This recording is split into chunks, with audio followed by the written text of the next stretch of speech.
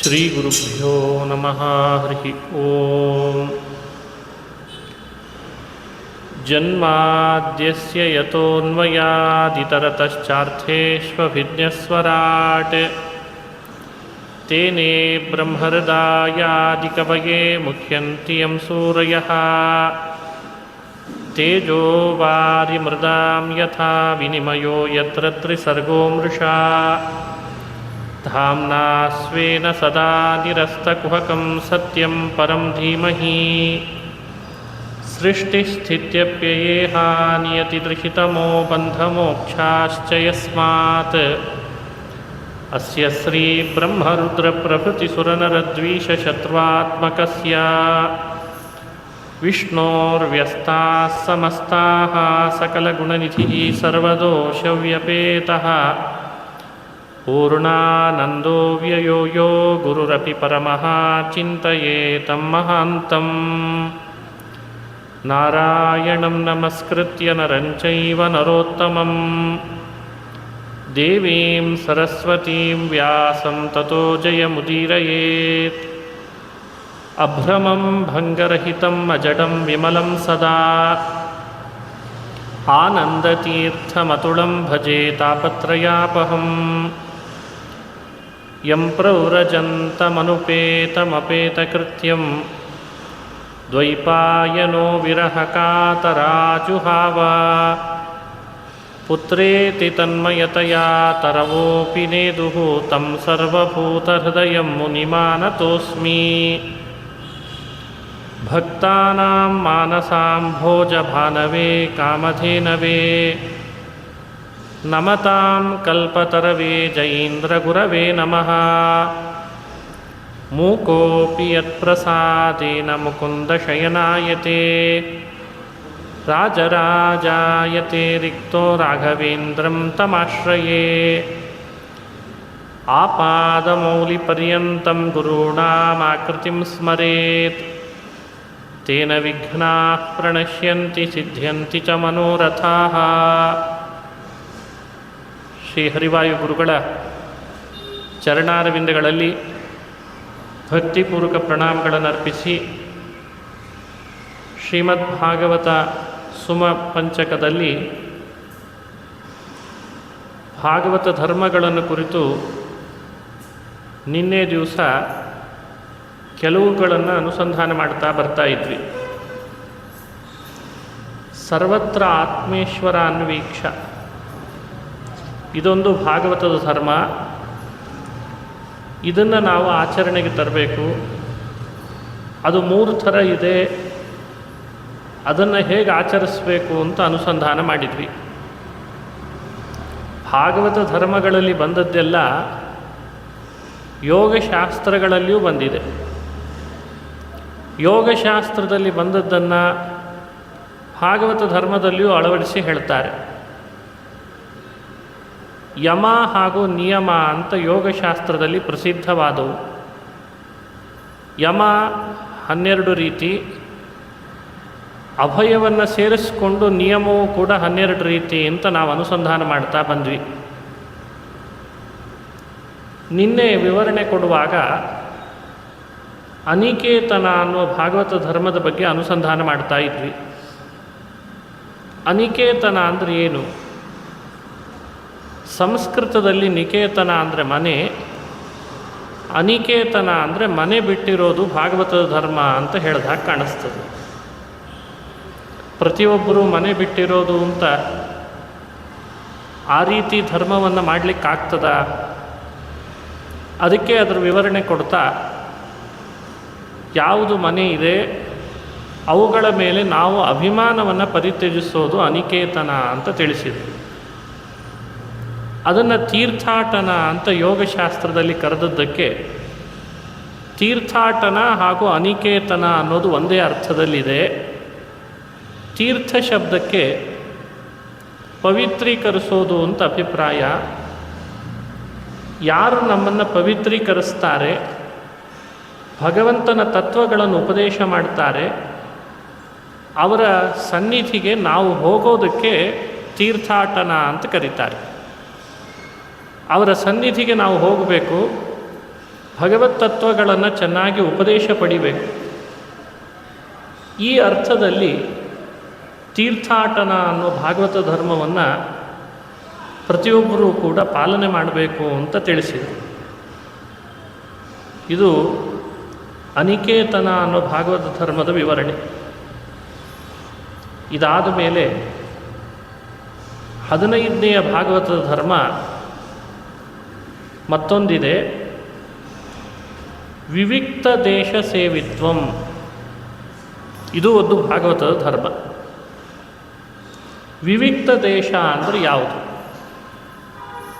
ವಿವಿಕ್ತ ಅಂದರೆ ಯಾರು ಇಲ್ಲದೇ ಇರುವಂತಹ ಪ್ರದೇಶವನ್ನು ವಿವಿಕ್ತ ಅಂತ ಕರೀತಾರೆ. ಅರತಿರ್ ಜನಸಂಸದಿ ಅಂತ ಭಾಗವತದಲ್ಲೇ ಹೇಳ್ತಾರೆ. ಮತ್ತೊಂದು ಕಡೆ ಹೆಚ್ಚು ಜನಗಳ ಸಮೂಹ ಸೇರಿತ್ತು ಅಂದರೆ ಅಲ್ಲಿ ತಾನೂ ಹೋಗಿ ಸೇರಿಕೊಳ್ಳಿಕ್ಕೆ ಅಪೇಕ್ಷೆ ಪಡಬಾರ್ದಂತೆ.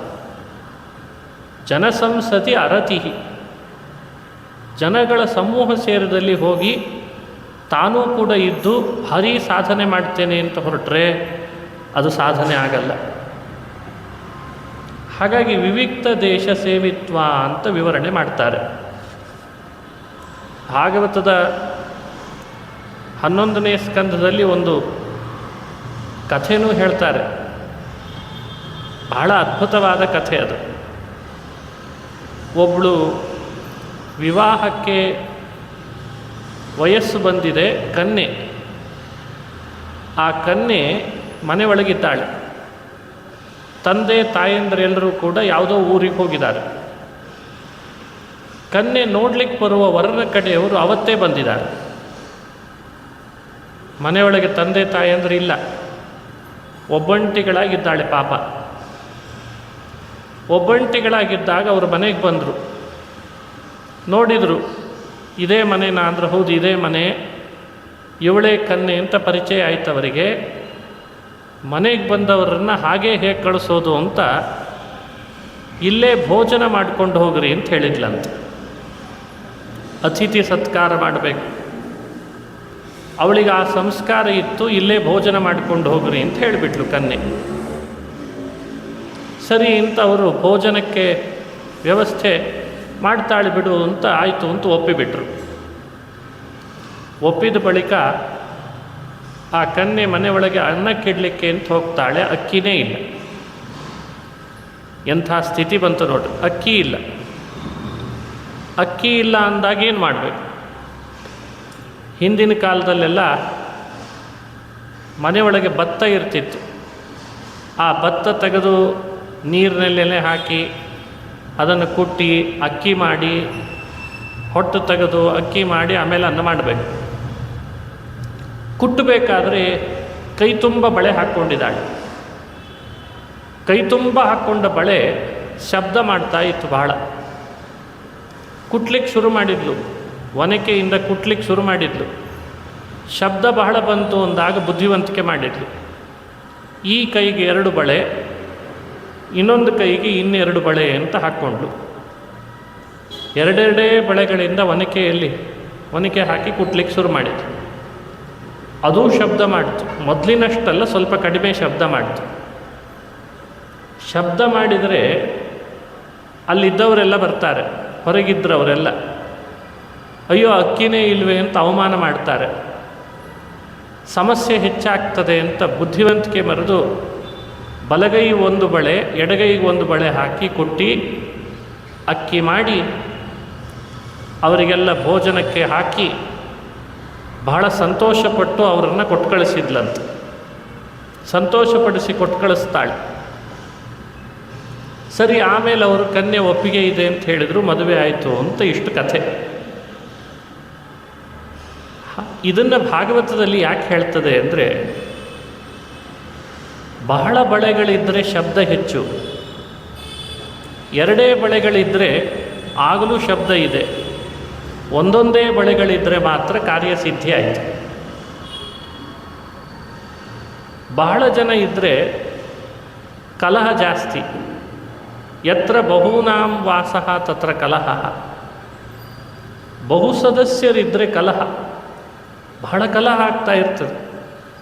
ಏನಾದರೂ ಒಂದು ಕಾರಣ ಎತ್ತಿ ಕಲಹ ಮಾಡ್ತಾ ಇರ್ತಾರೆ. ಧ್ಯಾನ ಮಾಡಲಿಕ್ಕಾಗಲ್ಲ, ದೇವರ ಗುಣಚಿಂತನೆ ಮಾಡಲಿಕ್ಕಾಗಲ್ಲ, ಭಗವಂತನ ಧ್ಯಾನ ಮಾಡಲಿಕ್ಕಾಗಲ್ಲ, ಕಾನ್ಸಂಟ್ರೇಷನ್ ಉಳಿಯಲ್ಲ. ಅದಕ್ಕೆ ಬಹುಜನಗಳ ಸಂಸತ್ತಿನಲ್ಲಿ ಹೆಚ್ಚು ಪ್ರವೇಶ ಮಾಡಬಾರ್ದು. ಎರಡೆರಡೇ ಬಳೆ ಹಾಕ್ಕೊಂಡಲ್ಲ, ಅದು ಶಬ್ದ ಮಾಡ್ತು. ಇಬ್ಬಿಬ್ಬರೇ ಇದ್ದರು ಅಂತ ಇಟ್ಕೊಳ್ಳಿ, ಆವಾಗ ಹರಟೆ ಜಾಸ್ತಿ ಹೊಡಿತಾರೆ. ಇಬ್ಬಿಬ್ಬರೇ ಇದ್ದರೆ ಹರಟೆ, ಜಲ್ಪ, ಏನೋ ಕೆಲಸಕ್ಕೆ ಬಾರಲಾರದ ಮಾತುಗಳು.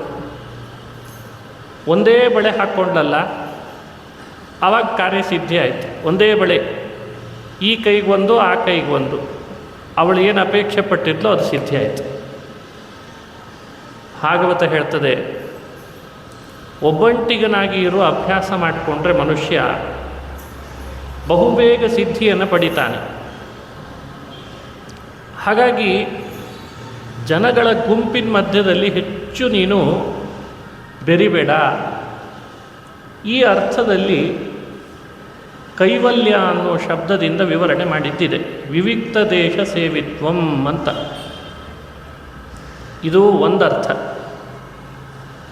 ಇನ್ನೊಂದು ಅರ್ಥದಲ್ಲಿ ವಿವಿಕ್ತ ದೇಶ ಸೇವಿತ್ವಂ, ವಿವಿಕ್ತಂ ಅಂತಂದ್ರೆ ಅರ್ಥ ಏನು? ಬಹಳ ಅಪೂರ್ವವಾದ ವಿವರಣೆಯನ್ನು ಮಾಡ್ತಾರೆ ಹಿರಿಯರು. ಕೇವಲ ಮನುಷ್ಯ ಒಬ್ಬಂಟಿಗನಾಗಿರೋದು ಅಂತಂದ್ರೆ ಅಷ್ಟು ಸುಲಭನೂ ಅಲ್ಲ. ನಿಮಗೆ ಆಶ್ಚರ್ಯ ಆಗ್ತದೆ, ಬಹಳ ಸಮಯ ಒಬ್ಬಂಟಿಗನಾಗಿ ಕಳೆದ್ರೆ ಹುಚ್ಚಿಡ್ದೋಗ್ತದೆ.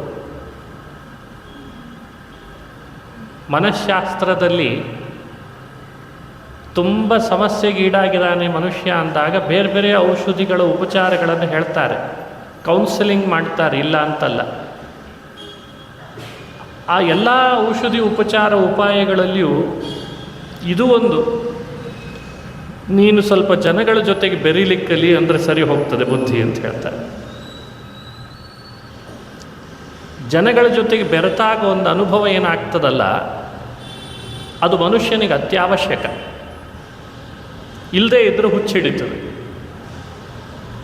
ಕೆಲವೊಮ್ಮೆ ನೀವು ಒಂದು ವಾರ ಯಾರ ಜೊತೆಗೂ ಮಾತನಾಡದೆ ಒಂದು ರೂಮ್ನಲ್ಲಿ ಬೀಗ ಹಾಕ್ಕೊಂಡಿದ್ರೆ ಮರುದಿನ ಹೊರಗೆ ಬಂದರೆ ಎಲ್ಲರೂ ಹುಚ್ಚು ಹುಚ್ಚು ಅಂತ ಅನ್ಲಿಕ್ಕೆ ಶುರು ಮಾಡ್ತಾರೆ. ಈ ರೋಗ ಬಂದು ಹೋಯಿತು ನಮ್ಮ ದೇಶದಲ್ಲಿ ಕೆಲವು ವರ್ಷಗಳ ಹಿಂದೆ. ಬಹಳ ಜನ ಎಲ್ಲರೂ ಮನೆಯಲ್ಲೇ ಇರ್ತಿದ್ರು. ಎಲ್ಲರ ಕೈಯಲ್ಲಿ ಮೊಬೈಲು, ಲ್ಯಾಪ್ಟಾಪು, ಅವರವ್ರದ್ದೇ ಪ್ರಪಂಚ ಕಟ್ಕೊಂಡಿರ್ತಿದ್ರು. ಬರ್ಬರ್ತಾ DC ಆಫೀಸಿಗೆ ಕಂಪ್ಲೇಂಟ್ ಬರಲಿಕ್ಕೆ ಶುರು ಆಯ್ತಂತೆ ಫೋನಲ್ಲಿ. ಹೆಂಗಾದರೂ ಮಾಡಿ ನಮ್ಮ ಮನೆಯವ್ರನ್ನ ಎಲ್ಲಾದರೂ ಎಳ್ಕೊಂಡು ಹೋಗ್ರಿ ಅಂತ, ಕ್ವಾರಂಟೈನಿಗೆ ಹಾಕ್ರಿ. ಒಂದು ಗಂಡ ಫೋನ್ ಮಾಡ್ತಿದ್ದ, ಒಂದು ಹೆಂಡತಿ ಫೋನ್ ಮಾಡ್ತಾ ಇದ್ದ. ಅಂದರೆ ಮನಸ್ಸಿನ ಮೇಲೆ ಎಷ್ಟು ಪರಿಣಾಮ ಆಯಿತು ಅಂತನ್ಲಿಕ್ಕೆ ನಿಮಗೆ ಈ ವಿಷಯವನ್ನು ಹೇಳಿದೆ. ಜನಗಳನ್ನು ನೋಡದೆ, ಜನಗಳ ಮಧ್ಯದಲ್ಲಿ ಬೆರೆದೇ ಇದ್ದು ಅದೊಂದು ಹೊಸ ರೋಗ ಬರಲಿಕ್ಕೆ ಶುರು ಆಗ್ತದೆ. ಅದೂ ಆಗಬಾರ್ದು, ಹಿತಮಿತವಾಗಿರಬೇಕು. ಅದಕ್ಕೆ ವಿವಿಕ್ತ ದೇಶ ಸೇವಿತ್ವಂ ಅಂದಾಗ ಭಾಗವತ ಧರ್ಮವನ್ನೇನೋ ಹೇಳಲಿಕ್ಕೆ ಬಂದ ಮಾತು ಇದು ನಿಜ. ಆದರೆ ಅದರ ಟ್ರೂ ಟ್ರಾನ್ಸ್ಲೇಟ್ ಮಾಡಿಕೊಳ್ಳೋಕ್ಕಿಂತ ಅದರ ಭಾವವನ್ನು ಅರ್ಥಕೊಳ್ಳೋದು ಬಹಳ ಮುಖ್ಯ ಅಂತ ತಿಳಿತದೆ. ಏನು ಹಾಗಾದರೆ ವಿವಿಕ್ತ ದೇಶ ಸೇವಿತ್ವ ಅಂದರೆ, ನಮ್ಮ ದೇಹದೊಳಗೆ ತುಂಬ ಜನಗಳಿದ್ದಾರಂತೆ. ಬಹಳ ಜನ ಇದ್ದಾರೆ. ಯಾರ್ಯಾರಿದ್ದಾರೆ? ಕಣ್ಣು ಅಂತ ಒಬ್ಬ ಇದ್ದಾನೆ, ಕಿವಿ ಅಂತ ಒಬ್ಬನಿದ್ದಾನೆ, ಕಾಲು ಅಂತಿದ್ದಾನೆ. ಇವರೆಲ್ಲ ಜನಗಳಲ್ವ? ಈ ಇಂದ್ರಿಯಗಳೇನೇ ಜನರಂತೆ.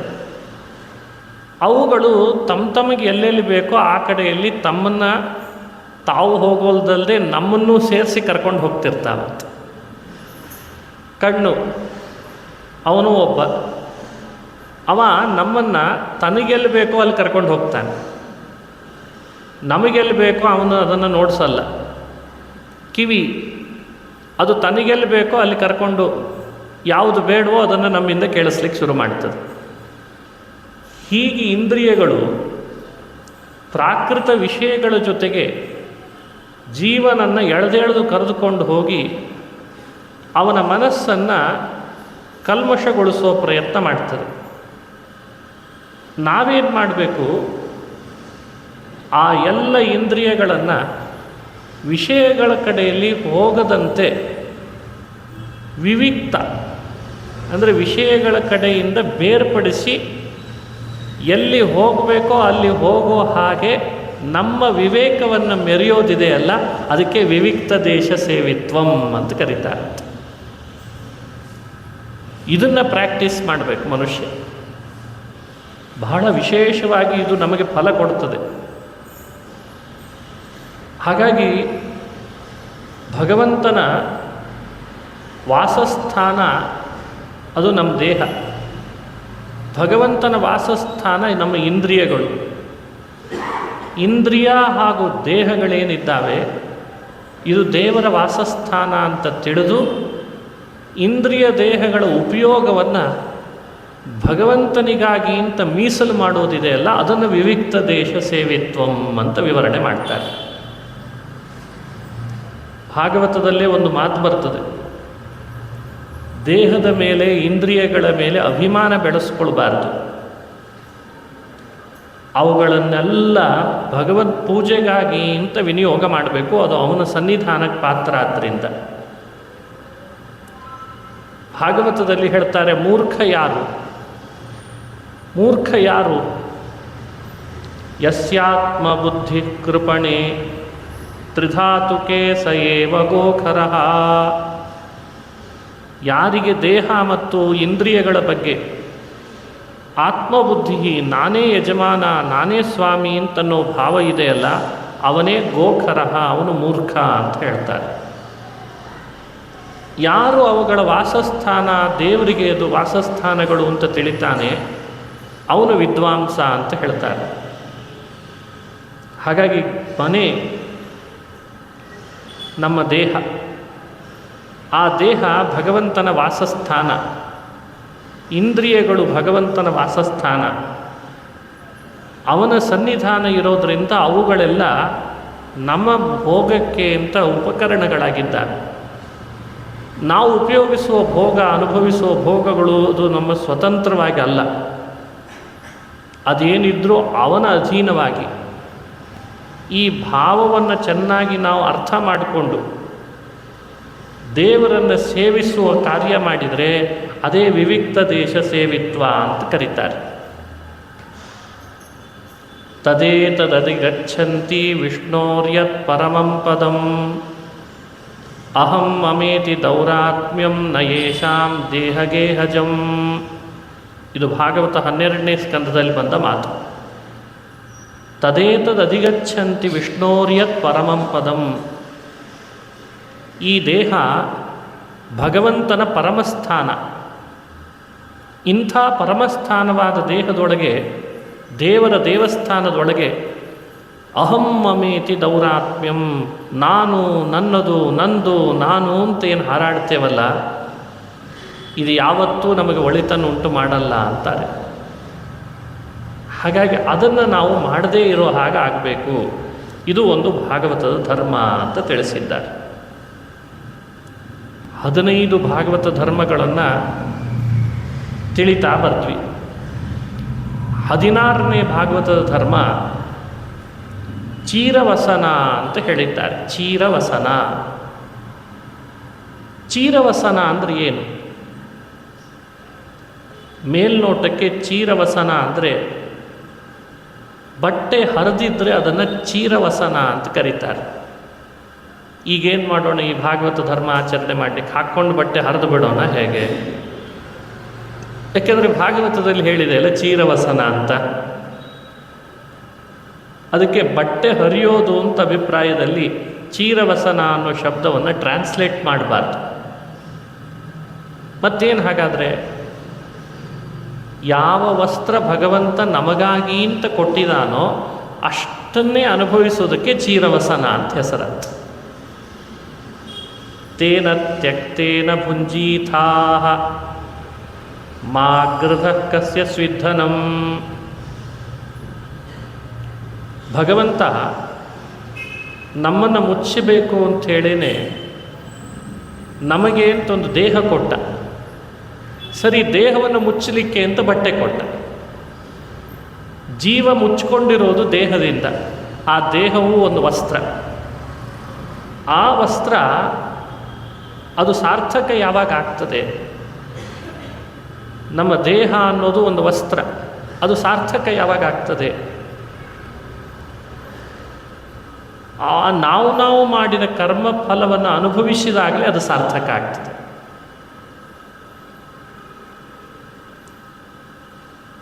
ಯಾವಾಗ ಸಾರ್ಥಕ ಅಂತ ವಿವರಣೆ ಮಾಡುವಾಗ ಹಿರಿಯರು ಹೇಳ್ತಾರೆ, ಕಾಷ್ಠವಿಷ್ಟ ಸಮಸ್ಯೆ ಚ.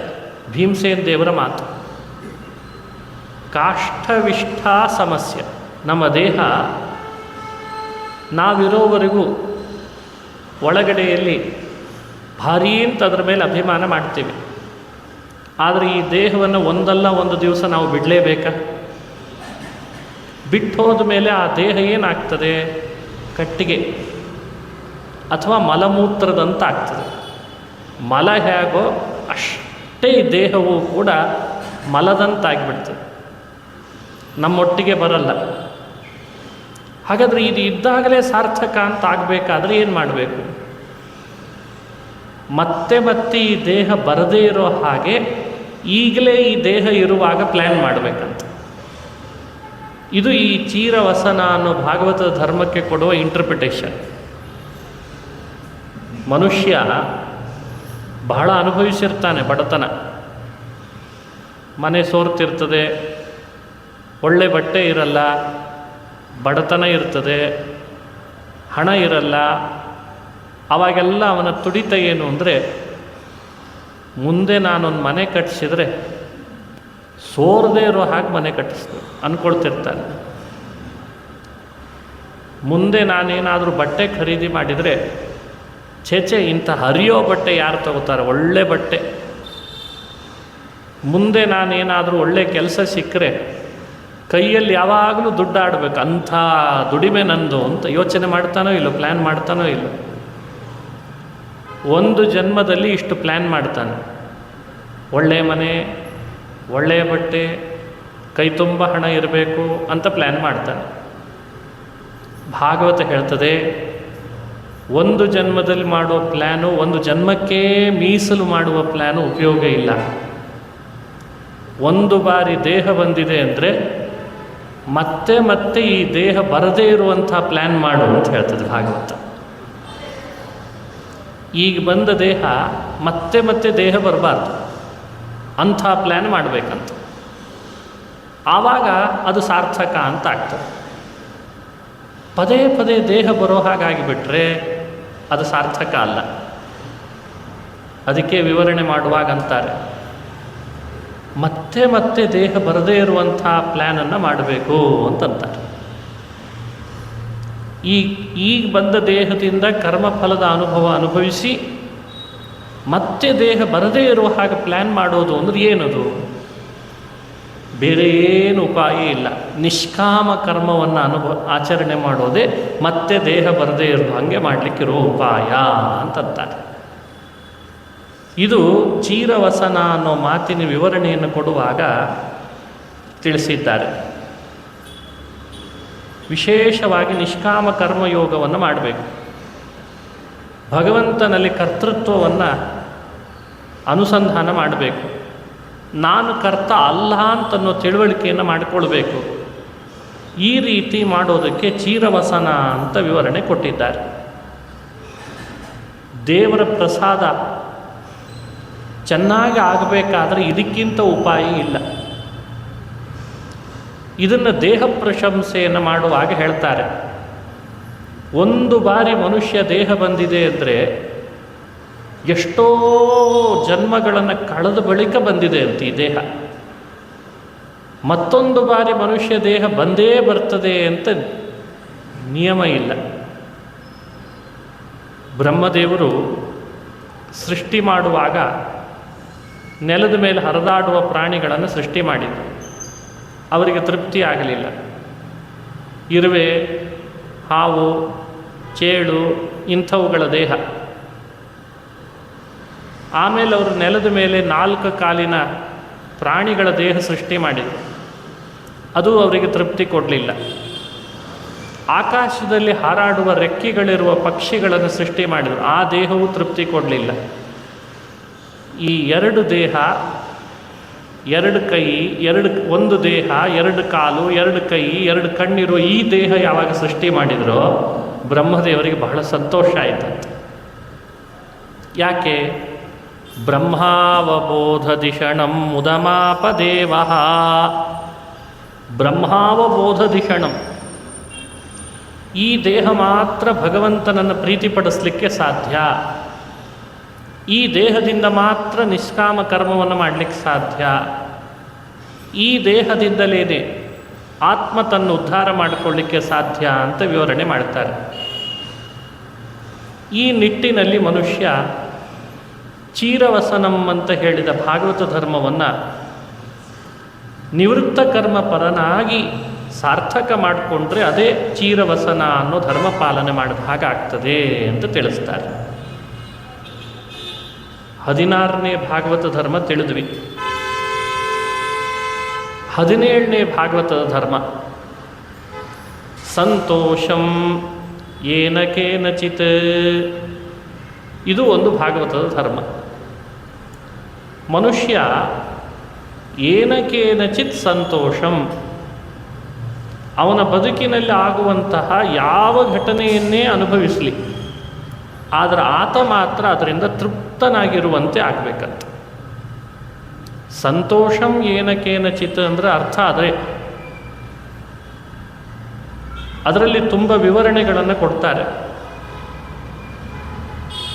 ಆ ವಿವರಣೆಯನ್ನು ಸ್ವಲ್ಪ ಹೇಳ್ತೇನೆ. ಮನುಷ್ಯ ತನ್ನ ದೇಹವನ್ನು ತಾನು ಧಾರಣೆ ಮಾಡಲೇಬೇಕು. ಅದನ್ನು ತಾನು ಪರಿತ್ಯಜಿಸೋ ಹಾಗಿಲ್ಲ, ಯಾವುದೋ ಕಾರಣ ಹೇಳಿ. ದೇಹ ಧಾರಣೆಗೆ ಅತ್ಯಂತ ಅವಶ್ಯಕವಾದದ್ದನ್ನು ಅವಲಂಬಿಸಬೇಕು.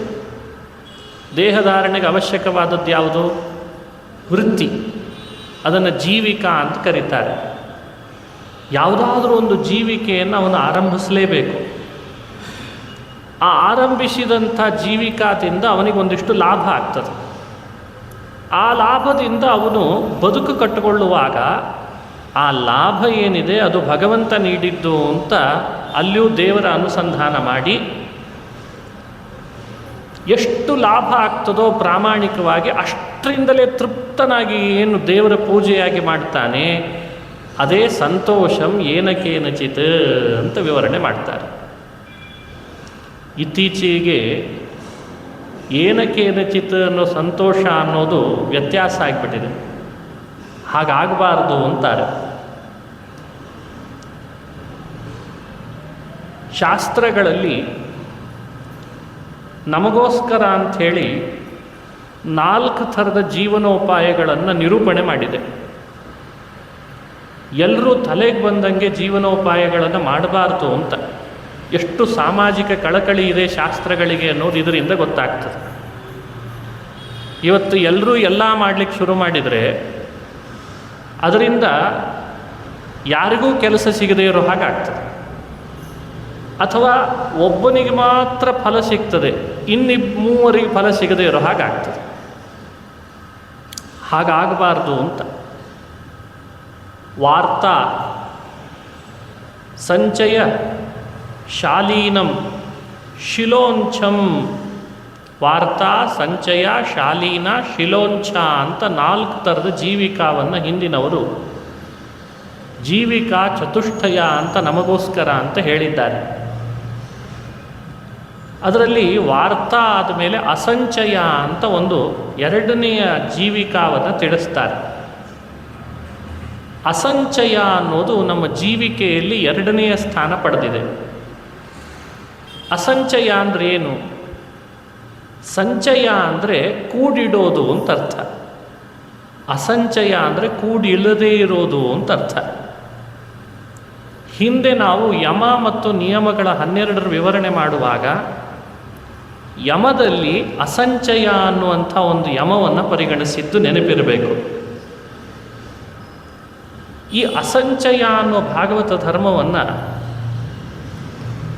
ಇದು ಭಾಗವತ ಧರ್ಮ ಅಂದರೆ ವೃತ್ತಿ 4 ಅನುಷ್ಠಾನ ಮಾಡೋದರಲ್ಲಿ ವಿಶೇಷವಾಗಿ ಪರಿಗಣಿಸ್ತಾರೆ. ಶಿಲೋಂಚ ಅನ್ನೋದು ಹಿಂದೆ ನಾವು ಕೇಳ್ತೇವೆ, ದ್ರೋಣಾಚಾರ್ಯರು ಆ ಜೀವಿಕಾವನ್ನು ಅನುಭವಿಸಿಯೇ ಅದನ್ನು ಇಟ್ಟುಕೊಂಡೇ ದೇವರನ್ನು ಪ್ರೀತಿಪಡಿಸ್ತಾ ಇದ್ದರು ಅಂತ ಶಿಲೋಂಚ ಅನ್ನೋ ವೃತ್ತಿಯನ್ನು ಕಟ್ಟಿಕೊಂಡಿದ್ರು ಅಂತ ಹೇಳ್ತೀವಿ. ಒಂದನ್ನೇ ಮಾಡಬೇಕು ಅಂತಿಲ್ಲ, ಯಾವುದಾದ್ರೂ ಒಂದನ್ನು ಪರಿಗಣಿಸಬೇಕು.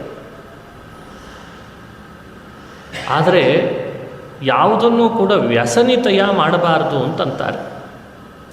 ನಮ್ಮ ಉಪಾಸನೆಗೆ ಯಾವ ವೃತ್ತಿಯನ್ನು ಅವಲಂಬಿಸಿದರೆ ವಿಘ್ನ ಬರಲ್ವೋ ಅದನ್ನು ನಾವು ಅವಲಂಬಿಸ್ಬೇಕಂತ. ವಾರ್ತಾವನ್ನು ಸರಿ, ಅದರಿಂದ ನನಗೆ ಯಾವುದೋ ಒಂದು ಸಮಸ್ಯೆ ಉಂಟಾಗ್ತದೆ ಜೀವಿಕ ಅವಲಂಬಿಸಿದರೆ ಅಂದರೆ ವಾರ್ತಾ ಮಾಡಬೇಡ, ಅಸಂಚಯವನ್ನು ಇಟ್ಟುಕೋ. ಇಲ್ಲ, ಅಸಂಚಯವೂ ನನ್ನ ಕೈಯಲ್ಲಿ ಆಗಲ್ಲ ಅಂತ ಅನಿಸಿದರೆ ಹಾಗಾದರೆ ಶಾಲೀನವನ್ನು ಅವಲಂಬಿಸು. ಶಾಲೀನವೂ ಕಷ್ಟ ಅಂತ ಅನಿಸಿದರೆ ಶಿಲೋಚ್ಛವನ್ನು ಅನುಭವಿಸು. ಒಂದಕ್ಕೊಂದಕ್ಕೆ ಎತ್ತರದ್ದಿದು. ವಾಸ್ತವಿಕವಾಗಿ ಮೊದಲನೇದ್ದೇ ಸುಲಭ ಇವತ್ತಿನ ಪರಿಸರಕ್ಕೆ. ಆದರೆ ಅಸಂಚಯ, ಶಾಲೀನ, ಶಿಲೋಂಚಗಳು ಅತ್ಯಂತ ಕಠಿಣವಾದದ್ದು. ಅದರದ್ದೇ ಅರ್ಹತೆ ಇರೋರು ಅದನ್ನು ಅವಲಂಬಿಸ್ತಾರೆ ಅಂತ ಹಿರಿಯರು ಹೇಳ್ತಾರೆ. ಆ ಅರ್ಹತೆಯನ್ನು ಅವಲಂಬಿಸಿ ಅವುಗಳಲ್ಲಿ ಎದೃಚ್ಛಾ ಲಾಭದಿಂದ ನಮ್ಮ ಉಪಾಸನೆಗೆ ವಿಘ್ನ ಬರದೇ ಇರುವ ಹಾಗೆ ನಾವು ಸಂತೋಷದಿಂದ ಎದೃಚ್ಛಾ ಲಾಭ ತೃಪ್ತಿಯಿಂದ ಇದ್ದರೆ ಅದೇ ಭಾಗವತದ ಧರ್ಮ ಅಂತ ಕರೀತಾರೆ. ಇವತ್ತು ಇಲ್ಲಿ ಭಾಗವತದಲ್ಲಿ ಹೇಳಿದಂತೆ ವಾರ್ತಾ, ಅಸಂಚಯ, ಶಾಲೀನ, ಶಿಲೋಂಚಗಳು ಎಲ್ಲವೂ ಸಂಕ್ರಮಿತವಾಗಿಬಿಟ್ಟಿದೆ. ಯಾವುದನ್ನೂ ಸರಿಯಾಗಿ ಅನುಷ್ಠಾನಕ್ಕೆ ತರದೇ ಇರೋ ಸ್ಥಿತಿಗೆ ಹೋಗೋರು ಬಹಳ ಇದ್ದಾರೆ. ಆದರೆ ಭಾಗವತ ಮಾತ್ರ ನಿರೀಕ್ಷೆ ಮಾಡೋದು ಈ ಥರದ್ದನ್ನು ಅಂತ ಹೇಳ್ತಾರೆ. ಇದು 17ನೇ ಭಾಗವತದ ಧರ್ಮ. 18 ಪರಾರ್ಥೇಹ, ಇದು ಒಂದು ಭಾಗವತದ ಧರ್ಮ ಅಂತ ಕರೀತಾರೆ. ಪರಾರ್ಥ ಈಹ. ಏನು ಪರಾರ್ಥ ಈಹ ಅಂದರೆ ಅರ್ಥ, ಯಾರು ಸರಿಯಾದ ದಾರಿಯಲ್ಲಿರಲ್ಲ ಅವರಿಗೆ ಸಹಾಯ ಮಾಡಿ ಸನ್ಮಾರ್ಗಕ್ಕೆ ತರಿಸೋ ಹಾಗೆ ಮಾಡಿ ಭಗವಂತನ ಕಡೆಗೆ ವಿಮುಖರಾದವರನ್ನು ಸಮ್ಮುಖರಾಗೋ ಹಾಗೆ ಮಾಡಬೇಕಂತ. ಇದು ಪರಾರ್ಥ ಈಹ ಅಂತ ಕರೀತಾರೆ. ಇದು ಭಾಗವತದ ಧರ್ಮ ಅಂತ ಹೇಳ್ತದೆ ನೋಡಿ. ಭಾಗವತ ಧರ್ಮಗಳಲ್ಲಿ ಎಷ್ಟು ಕಳಕಳಿ ಇದೆ ಅನ್ನೋದು ಇದರಿಂದಲೇ ಗೊತ್ತಾಗ್ತದೆ.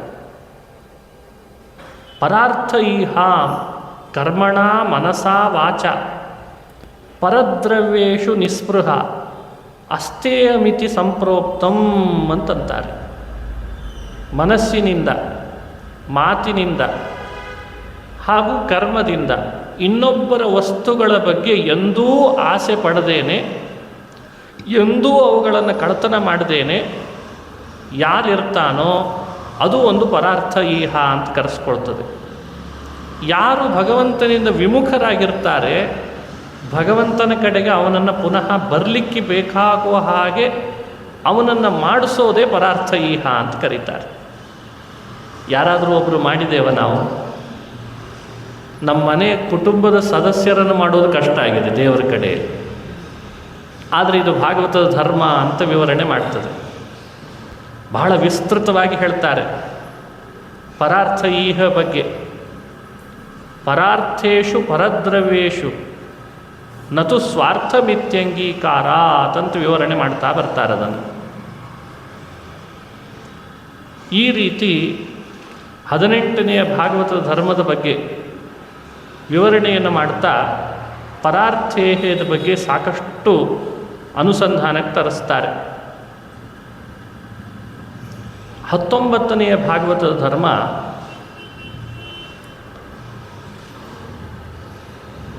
ಸತ್ಯ ಅಂತ ಕೇಳಿದ್ದಾರೆ. ಸತ್ಯ ಸತ್ಯ ಅಂದರೆ ವಿವರಣೆ ಕೊಡೋದು ಸಮಾಧಾನ ಅಂತ. ಸಮಾಧಾನ ಅನ್ನೋದು 3 ಥರ ಇದೆ ಅಂತ. ಯಥಾವಸ್ತು ಜ್ಞಾನ, ಯಥಾವಸ್ತು ಧ್ಯಾನ, ಯಥಾವಸ್ತು ಸಮರ್ಪಣ. ಇದನ್ನು ಸತ್ಯ ಅಂತ ಕರೆದಿದ್ದಾರೆ. ಸತ್ಯಂ ಭೂತಹಿತಂ ಪ್ರೋಕ್ತಂ ಇತ್ಯಾದಿ ವಚನಗಳನ್ನು ಉದಾಹರಿಸ್ತಾರೆ. ಏನು ವಸ್ತು ಇದೆ ಆ ಇದ್ದದ್ದನ್ನು ಹಾಗೇ ತಿಳಿದುಕೊಳ್ಳೋದಕ್ಕೆ ಸತ್ಯ ಅಂತ ಕರೀತಾರೆ. ಇಲ್ಲದೇ ಇದ್ದದ್ದನ್ನು ತಿಳ್ಕೊಳ್ಬಾರ್ದು, ಇದ್ದದ್ದನ್ನು ಇದ್ದ ಹಾಗೇ ತಿಳ್ಕೊಳ್ಬೇಕಂತ. ಯಥಾವಸ್ತು ಧ್ಯಾನ, ಇದ್ದದ್ದನ್ನು ಇದ್ದ ಹಾಗೆ ಧ್ಯಾನ ಮಾಡಬೇಕಂತೆ. ಏನಿಲ್ಲವೋ ಅದನ್ನು ಅವನಲ್ಲಿ ಧ್ಯಾನ ಮಾಡಬಾರ್ದು, ಭಗವಂತನಲ್ಲಿ. ಯಥಾವಸ್ತು ಸಮರ್ಪಣ, ಭಗವಂತನಿಗೆ ನಮಗೇನು ಕೊಟ್ಟಿದ್ದಾನೆ ಪ್ರಾಮಾಣಿಕವಾಗಿ ಏನು ಬಂದಿದೆ ಅದನ್ನೇ ಸಮರ್ಪಣೆ ಮಾಡಬೇಕಂತ. ಯಥಾವಸ್ತು ಜ್ಞಾನಂ, ಯಥಾವಸ್ತು ಧ್ಯಾನಂ, ಯಥಾವಸ್ತು ಸಮರ್ಪಣ, ತ್ರಿವಿಧಂ ಸಮಾಧಾನಂ ಅಂತ ಹಿರಿಯರು ತಿಳಿಸ್ತಾರೆ. ಇನ್ನೂ ಒಂದು ವಿವರಣೆ ಮಾಡ್ತಾರೆ. ಭಗವಂತನಿಗೆ ನಮ್ಮೆಲ್ಲವ ಮಾತುಗಳು, ನಾವಾಡುವ ಮಾತು, ಆ ಮಾತುಗಳು ಎಲ್ಲರಿಗೆ ಹಿತವಾಗುವಂಥದ್ದೇ ಆಡಬೇಕಂತ. ಸತ್ಯ ಅಂದರೆ ಸತಾಂ ಯದ್ ಹಿತಮತ್ಯಂತಂ, ಸಜ್ಜನರಿಗೆ ಹಿತವಾಗುವಂಥ ಮಾತುಗಳನ್ನೇ ಪ್ರಾಮಾಣಿಕವಾದದ್ದನ್ನು ಆಡಿ ದೇವರಿಗೆ ಸಮರ್ಪಣೆ ಮಾಡೋದಕ್ಕೆ ಸತ್ಯ ಅಂತ ಕರೀತಾರಂತೆ. ಇದು ಬಹಳ ವಿಶೇಷವಾದ ಧರ್ಮ. ಮಹಾಭಾರತದಲ್ಲಿ ಇದರ ಬಗ್ಗೆ ವಿಸ್ತಾರವಾಗಿ ವ್ಯಾಖ್ಯಾನ ಮಾಡಿದ್ದಾರೆ ಸತ್ಯದ ಬಗ್ಗೆ. ಈ ಭಾಗವತದ ಧರ್ಮ ಅತ್ಯುತ್ತಮ, ಬಹಳದಷ್ಟು ಅನಿಷ್ಟವನ್ನು ಪರಿಹಾರ ಮಾಡ್ತದೆ ಬದುಕಿನಲ್ಲಿ, ನಮ್ಮ ಅಪೇಕ್ಷಿತವನ್ನು ಪೂರ್ಣ ಮಾಡ್ತದೆ. ಸತ್ಯ ಅನ್ನೋ ಧರ್ಮವನ್ನು ಪ್ರಾಮಾಣಿಕವಾಗಿ ಆಚರಣೆ ಮಾಡಿರಿ ಅಂತ ಹೇಳ್ತಾರೆ. 19 ಆಯಿತು. 20ನೆಯ ಭಾಗವತದ ಧರ್ಮ ಅಭಯಂ, ಅಭಯ ಅಂತ ವಿವರಣೆ ಮಾಡಿದ್ದಾರೆ. ಅಭಯ ಅಂದರೆ ಏನು? ಅಭಯವನ್ನು ವಿವರಣೆ ಮಾಡ್ತಾ ಸರ್ವೇ ವೇದಾಶ್ಚ ಯಜ್ಞಾಶ್ಚ ತಪೋದಾನಾನಿ ಚಾನಘ ಜೀವಾಭಯ ಪ್ರದಾನಸ್ಯ ನ ಕುರ್ವೀರನ್ ಕಲಾಮಪಿ. ಜೀವಾಭಯ ಪ್ರದಾನಸ್ಯ, ಒಬ್ಬ ಜೀವ ಭಯಪಟ್ಟು ನಮ್ಮ ಬಳಿಗೆ ಬಂದಿದ್ದಾನೆ, ನಾವು ಅವನಿಗೆ ಅಭಯ ಕೊಟ್ವಿ ಅಂದರೆ, ಭಯ ಪರಿಹಾರ ಮಾಡಿದರೆ, ಎಲ್ಲ ವೇದಗಳನ್ನು, ಯಜ್ಞ ಯಾಗಗಳನ್ನು, ತಪಸ್ಸು ದಾನಗಳನ್ನು ಮಾಡಿದರೆ ಏನು ಪುಣ್ಯ ಬರಬೇಕೋ ಆ ಎಲ್ಲ ಪುಣ್ಯವು ಒಬ್ಬ ಜೀವನಿಗೆ ನಾವು ಅಭಯ ಪ್ರದಾನ ಮಾಡಿದಾಗ,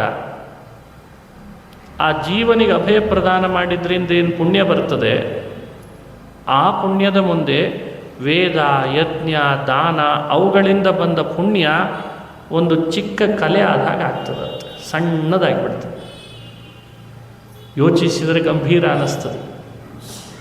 ಅಷ್ಟು ಪುಣ್ಯಪ್ರದವಾದದ್ದು ಅಭಯ ಅಂತ ಕರೀತಾರೆ. ಇದನ್ನು ದಂಡ ಸನ್ಯಾಸ ಅಂತ ಹೇಳಿದ್ದಿದೆ. ಯಾವ ಪ್ರಾಣಿಗಳಿಗೂ ನಮ್ಮಿಂದ ಭಯವಾಗದಂತೆ ಬದುಕಿ ಇನ್ಯಾರಿಂದಲಾದರೂ ಭಯವಾಗಿದ್ದರೆ ಅದನ್ನು ಪರಿಹರಿಸಿಕೊಳ್ಳುವ ಮನಸ್ಥಿತಿ ಬಂತು ಅಂದರೆ ಅದನ್ನೇ ಅಭಯ ಅಂತ ಕರೆದಿದ್ದಾರೆ. ಪರಿಹರಿಸುವಂತಾದರೆ ಅದನ್ನು ಅಭಯ ಅಂತ ಕರೆದಿದ್ದಾರೆ. ಇದು 20ನೆಯ ಭಾಗವತದ ಧರ್ಮ. ಇದನ್ನು ನಮಗೆ ವಿಸ್ತಾರ ಮಾಡಿ ಹೇಳ್ತಾರೆ. 21 ಶಮ ಮತ್ತು ದಮ ಅಂತ ಭಾಗವತ ಧರ್ಮಗಳನ್ನು ವಿವರಣೆ ಮಾಡಿದ್ದಾರೆ. ಶಮ ಅಂದರೆ ನಿಶ್ಚಂಚಲವಾದ, ಭಗವಂತನಲ್ಲಿ ನಿಶ್ಚಂಚಲವಾದ ಬುದ್ಧಿ, ಅದಕ್ಕೆ ಶಮ ಅಂತ ಕರೀತಾನೆ ದೇವರು. ಶಮೋ ಮನ್ನಿಷ್ಠತಾ ಬುದ್ಧೇಹೆ, ಬುದ್ಧಿ ಭಗವಂತನಲ್ಲಿ ನಿಶ್ಚಂಚಲವಾಗಬೇಕಂತ. ಎಂಥ ಸಮಯನೇ ಇರಲಿ, ಎಂಥ ಸಮಸ್ಯೆಗಳೇ ಎದುರು ಬರಲಿ, ಮನಸ್ಸು ಮಾತ್ರ ಭಗವಂತನಲ್ಲಿ ನಿಶ್ಚಂಚಲಗೊಳಿಸಬೇಕು. ಇದಕ್ಕೆ ಶಮ ಅಂತ ಕರೀತಾರೆ. ದಮ ಅಂದರೆ ಇಂದ್ರಿಯಗಳನ್ನು ಹರಿಬಿಡದಂತೆ ನಿಗ್ರಹಿಸೋದು. ಈ ಎರಡನ್ನೂ ಸೇರಿಸಿ 21ನೆಯ ಭಾಗವತ ಧರ್ಮವನ್ನು ಶಮದಮೌ ಅಂತ, ಶಮ ಮತ್ತು ದಮಗಳನ್ನು ಭಾಗವತದ ಧರ್ಮ ಅಂತ ತಿಳಿಸಿದ್ದಾರೆ. 22 ಶ್ರವಣ. ಇಷ್ಟೆಲ್ಲ ಭಾಗವತ ಧರ್ಮಗಳಲ್ಲಿ 22ನೇದು ಶ್ರವಣ ಅಂತ ಸೇರಿದೆ ನೋಡಿ. ಶ್ರವಣ ಚೆನ್ನಾಗಿ ಮಾಡಬೇಕು. ಎಷ್ಟು ಮಾಡಬೇಕು, ಹೇಗೆ ಮಾಡಬೇಕು? ನಮ್ಮೊಳಗೆ ಬಹಳಷ್ಟು ಸಂಶಯಗಳಿದ್ದಾವೆ. ಮತ್ತೆ ಮತ್ತೆ ಸಂಶಯಗಳು, ಪ್ರಶ್ನೆಗಳು ಉದ್ಭವಿಸ್ಲಿಕ್ಕೆ ಅವಕಾಶ ಇಲ್ಲದಷ್ಟು ಶ್ರವಣ ಮಾಡಬೇಕಂತ. ಅದೇ ಶ್ರವಣದ ಫಲ. ಕೆಲವರು ಅಂತಿರ್ತಾರೆ, ಎಷ್ಟು ಕೇಳಿದರೂ ಇನ್ನೂ ಸಂಶಯ ಉಳಿತದಲ್ಲ ಅಂತಾರೆ. ಹಾಗಾದರೆ ಕೇಳೇ ಇಲ್ಲ ಅಂತ ಅರ್ಥ. ಎಫೆಕ್ಟ್ ಯಾರಲ್ಲಾದರೂ ಒಬ್ಬರಲ್ಲಿ ಇರಬೇಕಲ್ಲ. ಇವತ್ತು ಶ್ರವಣಗಳೆಲ್ಲ ಸಂಶಯ ಹೆಚ್ಚು ಮೂಡಿಸೋ ಹಾಗಾಗಿದೆ ಅಂದರೆ ಹೇಳೋವರಲ್ಲೆಲ್ಲರೂ ಡಿಫೆಕ್ಟ್ ಇದೆ, ಕೇಳೋವರಲ್ಲಿ ಆದರೂ ಇದೆ ಅಂತ ಅರ್ಥ. ಸಮಸ್ಯೆ ಎರಡರಲ್ಲೂ ಇದೆ. ಹೇಳೋನು ಅಪ್ಡೇಟ್ ಆಗಬೇಕು, ಕೇಳೋನು ಪದೇ ಪದೇ ಅಪ್ಡೇಟ್ ಆಗಬೇಕು. ಇಬ್ಬರಿಗೂ ಜವಾಬ್ದಾರಿ. ಹೊಸ ಹೊಸ ವಿಷಯಗಳನ್ನು ಹೊಸ ರೀತಿಯಾಗಿ ಬಿಂಬಿಸಿ ಪ್ರಮಾಣಗಳನ್ನು ಕೊಟ್ಟು ಆ ವಾಕ್ಯಗಳನ್ನೇ ಲೋಕಕ್ಕೆ ಉದಾಹರಿಸಿ ಇದು ನಿರವಕಾಶವಾದ ಆಧಾರ, ಹಾಗಾಗಿ ಇದನ್ನು ನೀನು ಒಪ್ಪಿಕೊಳ್ಬೇಕು, ನಿನ್ನ ಸಂಶಯವನ್ನು ಇದರಿಂದ ಪರಿಹರಿಸ್ಕೊಳ್ಬೇಕು ಅಂತ ಹೇಳುವ ಪ್ರಯತ್ನ ಮಾಡಬೇಕು. ಕೇಳೋನಿಗೆ ಇಷ್ಟು ಆಧಾರಗಳಿದ್ದಾಗ ಈ ವಿಷಯ ಸತ್ಯ, ನಾನು ಪ್ರಶ್ನಿಸೋದಲ್ಲ ಇಲ್ಲಿ ಅಂತ ಪ್ರಶ್ನೆ ದೂರ ಆಗ್ತದೆ. ಇವತ್ತು ನಮ್ಮಲ್ಲೇನಾಗಿದೆ, ಅಥೆಂಟಿಕ್ಕಾಗಿ ಆ ವಚನಗಳನ್ನು ಉದಾಹರಿಸಿ ಅವುಗಳ ಸರಿಯಾದ ವಿವರಣೆಯನ್ನು ಕೊಟ್ಟು ಲೋಕಕ್ಕೆ ಮಾರ್ಗದರ್ಶನ ಮಾಡೋರು ಕೊರತೆ. ಇವತ್ತಲ್ಲ, ಎಲ್ಲ ಕಾಲದಲ್ಲೂ ಈ ಕೊರತೆ ಇದೆ. ಆ ಕೊರತೆ ಇದ್ದದ್ರಿಂದ ಶ್ರೋತೃಗಳಲ್ಲೇನೇ ದೊಡ್ಡ ತಪ್ಪಿದೆ ಅಂತ ಅನ್ನೋದು ಸರಿಯಲ್ಲ, ವಕ್ತೃಗಳಲ್ಲಿ ಮಾತ್ರ ತಪ್ಪಿದೆ ಅನ್ನೋದು ಸರಿಯಲ್ಲ. ಇಬ್ಬರಲ್ಲೂ ಈ ನ್ಯೂನತೆಯನ್ನು ಪರಿಹಾರ ಮಾಡಿಕೊಂಡಾಗ ಮಾತ್ರ ನಾವು ಮೇಲ್ ಬರಲಿಕ್ಕೆ ಸಾಧ್ಯ ಅಂತಂತಾರೆ. ಬಹಳ ಎತ್ತರ. ಒಬ್ಬ ದೊಡ್ಡ ಕವಿ ಹೇಳ್ತಾನೆ, ನೀನು ತಿಳಿಸುವಾಗಲೇ ಆ ಎತ್ತರದ ಲ್ಯಾಂಗ್ವೇಜ್ನಲ್ಲೇ ತಿಳಿಸುವ, ಕೇಳೋನು ಆ ಎತ್ತರಕ್ಕೆ ಮುಟ್ಟಿ ಅದನ್ನು ಪಡೆಯೋ ಹಾಗೆ ಆಗಬೇಕಂತ. ಅಯ್ಯೋ, ಜನಗಳಿಗೆ ಕೇಳೋವನಿಗೆ ಅರ್ಥ ಆಗಲ್ಲ ಅಂತ ನೀನೇ ಕೆಳಮಟ್ಟಕ್ಕೆ ಕೇಳಿದ್ರೆ ಕೇಳೋನು ಮತ್ತಷ್ಟು ಕೆಳಮಟ್ಟಕ್ಕೆ ಕೇಳಿದು ಬಿಡ್ತಾನೆ. ತಾಯಿ ವಯಸ್ಸು ಚಿಕ್ಕದಿದ್ದಾಗ ಮಕ್ಕಳಿಗೆ ಸಿಹಿ ತಿನಿಸನ್ನು ಮಕ್ಕಳಿಗೋಸ್ಕರನೇ ಮಾಡಿದರೂ ಡಬ್ಬಿಯಲ್ಲಿ ಹಾಕಿ ಸ್ವಲ್ಪ ಎತ್ತರದ ಜಾಗದಲ್ಲಿ ಇಟ್ಟಿರ್ತಾಳೆ. ಅಂಥೇಳಿ ಅವಳಿಗೆ ಮಗುವಿಗೆ ಸಿಹಿ ತಿನಿಸು ತಿನ್ನಬಾರ್ದು ಅಂತನ್ನೋ ಉದ್ದೇಶ ಅಲ್ಲ. ಅಷ್ಟೆತ್ತರ ಬೆಳೀಲಿ ನನ್ನ ಮಗು ತಗೊಳ್ಳಿ ಅಂತ ಅದಕ್ಕೆ ಆಸೆ ಅಷ್ಟೆ. ಹಾಗೆ ವೇದ, ಉಪನಿಷತ್ತು, ಪುರಾಣಗಳು ಹಾಗೂ ಇನ್ನಿತರ ಅವುಗಳಿಗೆ ವಿವರಣೆ ರೂಪದಲ್ಲಿ ಬಂದಂತಹ ಸಂಸ್ಕೃತದಲ್ಲಿರುವ ದೇವಭಾಷೆಯ ಗ್ರಂಥಗಳು ನಮ್ಮೆಲ್ಲರನ್ನು ನೋಡಿ ನಾವು ಎತ್ತರಕ್ಕೆ ಬಂದು ಅದನ್ನು ತಗೊಳ್ಳಿ ಅಂತ ಅಪೇಕ್ಷೆ ಅವಕ್ಕೆ. ಆ ಉದ್ದೇಶ ಅವುಗಳಿಗೆ. ಅಲ್ಲಿ ಕೊಡುವ ಉದಾಹರಣೆ, ಅಲ್ಲಿ ಹಾಕುವ ಯುಕ್ತಿಗಳು, ವಿಮರ್ಶೆಯ ದೃಷ್ಟಿಕೋನ, ಹಿಂದೆ ಮುಂದೆ ಎಲ್ಲ ಕಡೆಯಲ್ಲೂ ಅದು ಕೊಡುವಂಥ ದೃಷ್ಟಾಂತ, ಅವುಗಳನ್ನು ನಾವು ನೀವು ಚೆನ್ನಾಗಿ ಮಂಥನ ಮಾಡಿ ಮತ್ತೆ ಮತ್ತೆ ಪ್ರಶ್ನೆ ಸಂಶಯ ಬರದಂತೆ ಮಾಡಿಕೊಳ್ಳೋದಿದೆಯಲ್ಲ, ಅದು ನಿಜವಾದ ಶ್ರವಣ. ಈ ಶ್ರವಣ ಭಾಗವತ ಧರ್ಮ ಅಂತ ಆಗ್ತದೆ. ದೇವರಿಗೆ ಅತ್ಯಂತ ಪ್ರೀತಿ ಉಂಟಾಗ್ತದೆ. 23ನೇ ಭಾಗವತದ ಧರ್ಮ, ಶ್ರವಣ ಹೆಚ್ಚು ಮಾಡಿದೆ ನಾನು ಅಂತ ಅನಿಸಿದ ಮೇಲೆ ಬರೀ ಶ್ರವಣಕ್ಕೆ ಮೀಸಲು ಮಾಡಬೇಡ. ಒಂದಿಷ್ಟು ಬಾಯಿ ತುಂಬ ದೇವರ ನಾಮ ಕಥೆಗಳನ್ನು ಇನ್ನೊಬ್ಬರು ಕೇಳಲಿಕ್ಕಿದ್ದಾರೆ ಇಲ್ಲ ಅನ್ನೋ ಚರ್ಚೆ ಮಾಡ್ದೇನೆ ನೀನೇ ಕೀರ್ತನ ಮಾಡು.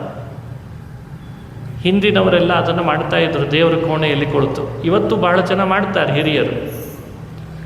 ಯಾರು ಇರಬೇಕು ಅಂತಿಲ್ಲ, ಯಾರು ಇಲ್ಲ ಅಂತಿಲ್ಲ. ದೇವರಂತೂ ಎಲ್ಲ ಕಡೆಯಲ್ಲಿ ಇದ್ದೇ ಇದ್ದಾನೆ. ಆ ಭಗವಂತನ ಗುಣಗಳನ್ನು ಆ ವಸ್ತುಗಳಲ್ಲಿ, ಆ ಸಮಯ, ದೇಶ, ವ್ಯಕ್ತಿ ಎಲ್ಲರಲ್ಲಿಯೂ ಭಗವಂತ ಇದ್ದಾನೆ, ತನ್ನ ಗುಣಗಳನ್ನು ಇಟ್ಟಿದ್ದಾನೆ. ಸಾಧ್ಯವಾದಷ್ಟು ಗುಣಗಳನ್ನು ಕೀರ್ತನೆ ಮಾಡು. ಎಷ್ಟು ಕೀರ್ತನೆ ಮಾಡಬೇಕು? ಭಗವಂತನ ಗುಣಗಳನ್ನು ಎಷ್ಟು ಕೀರ್ತನೆ ಮಾಡಬೇಕು? 100 ಜನರ ಮಧ್ಯದಲ್ಲಿ ನೀನು ಮಾಡೋ ಕೀರ್ತನದ ಪ್ರಭಾವ ಹೇಗಿರಬೇಕು ಅಂದರೆ ಅವನಿಗೂ ಎಲ್ಲೋ ಒಂದು ಕಡೆಯಿಂದ ಅನಿಸ್ಬೇಕಂತೆ, ಇಷ್ಟು ಇವರು ಮಾಡ್ತಿದ್ದಾರಲ್ಲ, ನಾನು ಯಾಕೆ ಬಾಯಿ ತೆಗೆದೆ ಸುಮ್ಮನೆ ಕೂತಿದ್ದೇನೆ ಅಂತ ಅನಿಸೋಷ್ಟು ಮಾಡಬೇಕಂತ.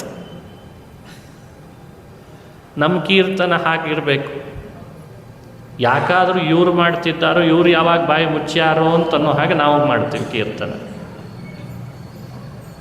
ಕೀರ್ತನದ ಶಕ್ತಿ ಬಹಳ ದೊಡ್ಡದು. ಮಹಾರಾಷ್ಟ್ರದ ಕಡೆಯಲ್ಲಿ ವಿಠ್ಠಲ ನಾಮ ಕೀರ್ತನ ಅಂತ ಒಂದು ವ್ಯವಸ್ಥೆ ಇದೆ. ನಮಗದು ಸ್ಫೂರ್ತಿ ಆಗಬೇಕಿವತ್ತು. 24 ಗಂಟೆ ಭಗವಂತನನ್ನು ನಾದದಿಂದ ಆರಾಧನೆ ಮಾಡ್ತಾರೆ. ನಾದ ನಾಮ, ನಾಮ ನಾದ, ನಾದ ನಾಮ.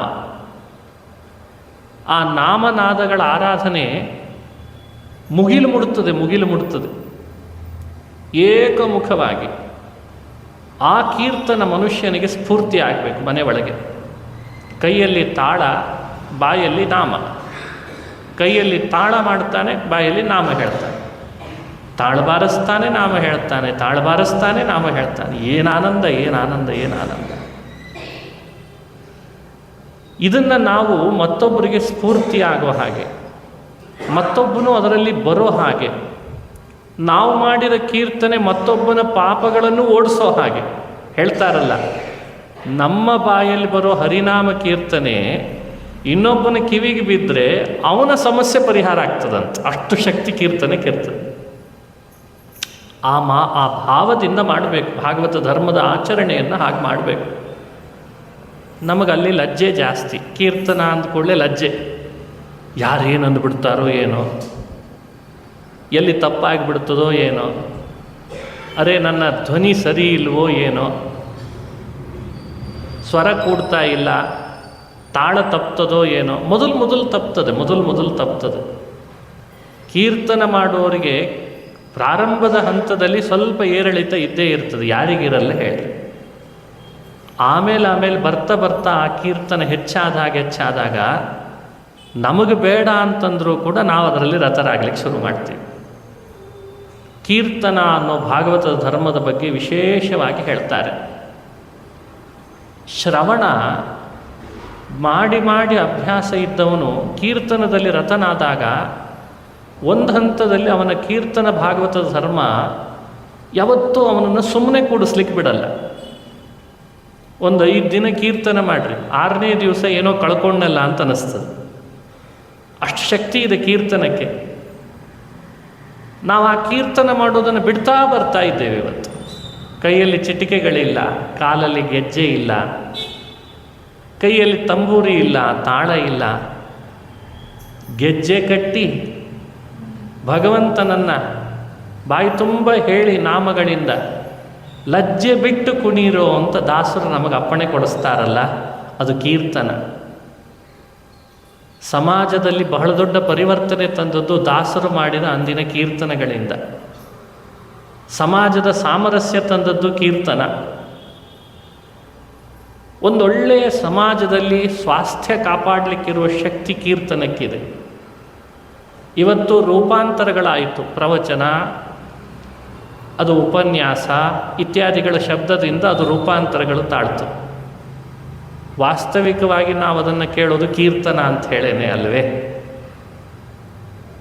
ಇದೊಂದು ಭಾಗವತದ ಧರ್ಮ ಅಂತ ಭಗವಂತನ ಗುಣಗಾನ ಮಾಡೋದು.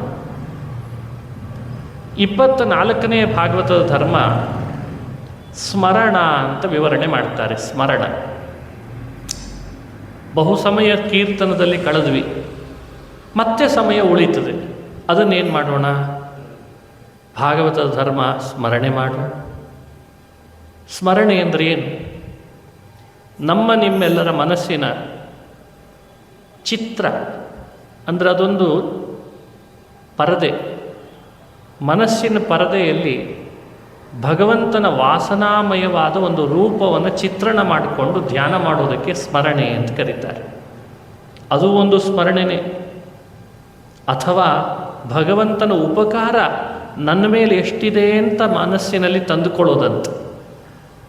ಏನು ಉಪಕಾರ, ಎಂಥ ದೇಹ, ಎಷ್ಟು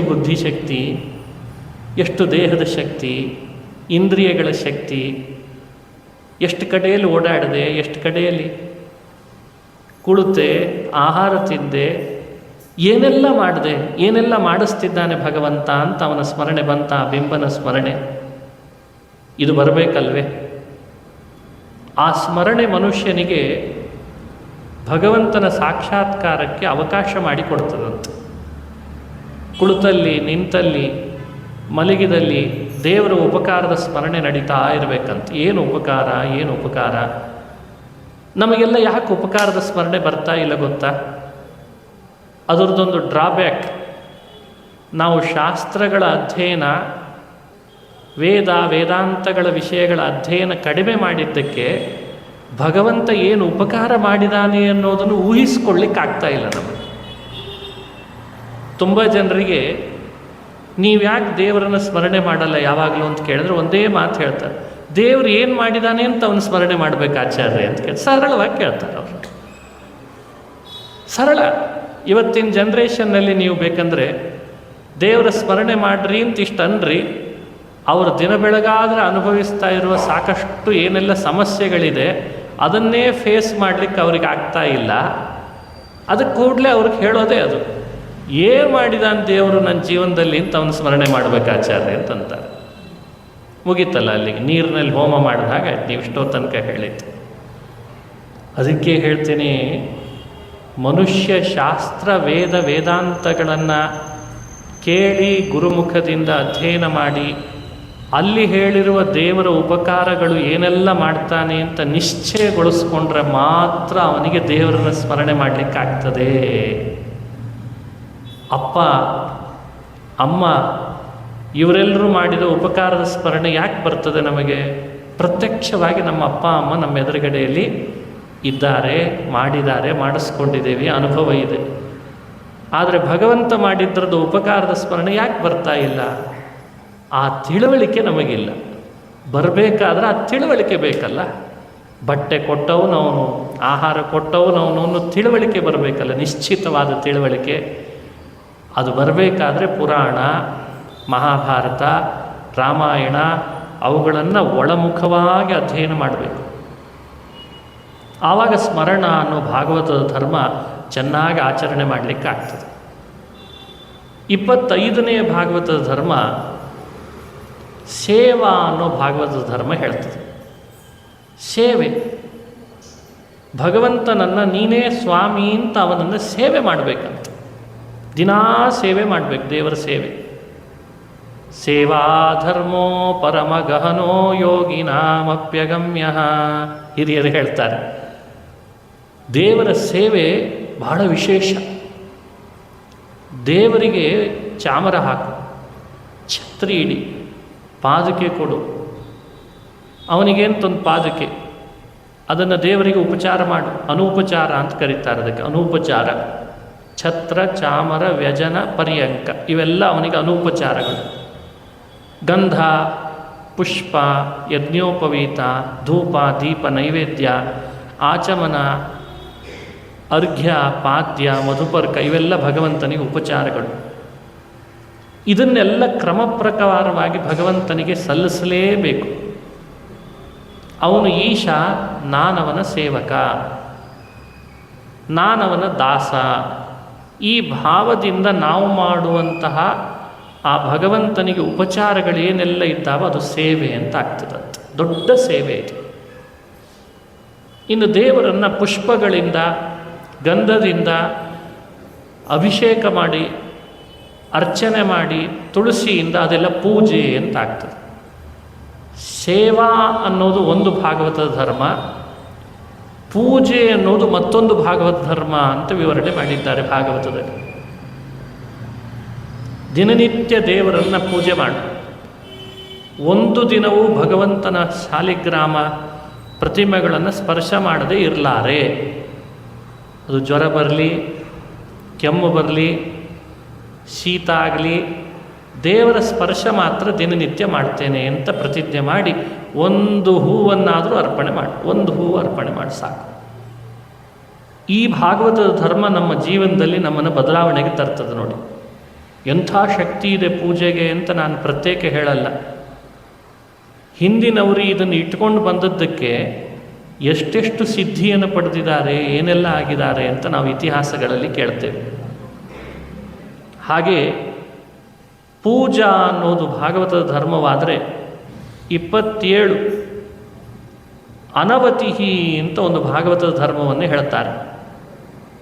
ಅನವತಿಹಿ ಅಂತಂದರೆ ಭಗವಂತನೇ ನನಗೆ ಹಿತವನ್ನು ಉಂಟು ಮಾಡುವವ, ಅವನಲ್ಲದೆ ಮತ್ತೊಬ್ಬನಿಲ್ಲ, ಅವನೇ ನನಗೆ ಹಿತವನ್ನು ಕೊಡುವವ ಅಂತ ದೃಢವಾಗಿ ಅವನಲ್ಲಿ ಮಾಡುವ ವಿಶ್ವಾಸ, ಅದಕ್ಕೆ ಅನವತಿಹಿ ಅಂತ ಕರೆದಿದ್ದಾರೆ.